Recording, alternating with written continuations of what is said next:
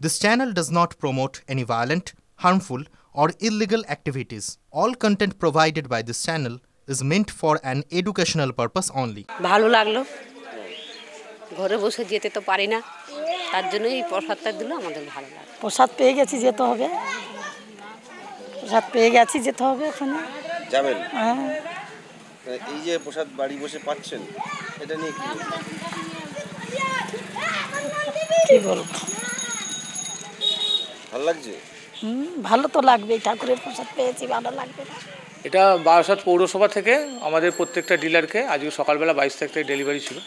আজকে সকালবেলা পৌরসভার ওখান থেকে 7টা সাড়ে 7টার সময় আমাদের সমস্ত বুঝিয়ে দিয়েছে, পার্টভাবে দেওয়া হবে। এটা আজকে 110টা করে দিয়েছে প্রত্যেক ডিলার, আবার কালকে দেবে, আবার পরশু দেবে, একদম টাটকা। আজকে মানে কালকে এসছে, আজকে দেওয়া হচ্ছে? না, আজকেই এসছে, আজকে সকালে এসছে, সকালেই ডেলিভারি হচ্ছে। মানে এটা কি কোথাও কি ডিলারদের একটু এক্সট্রা বার্ডেন হচ্ছে?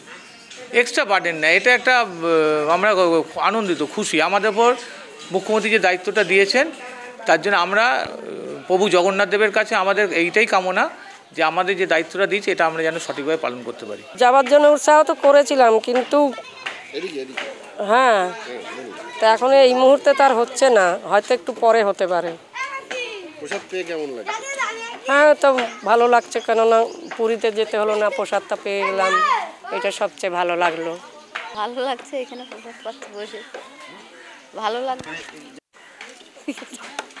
জগন্নাথের কৃপাতে আমরা খুব খুশি, বাড়িতে বসে দীঘার প্রসাদ আমরা পেয়ে যাচ্ছি। আমাদের পরম সৌভাগ্য যে আমরা বাড়িতে বসে দীঘার প্রসাদ পেয়ে যাচ্ছি।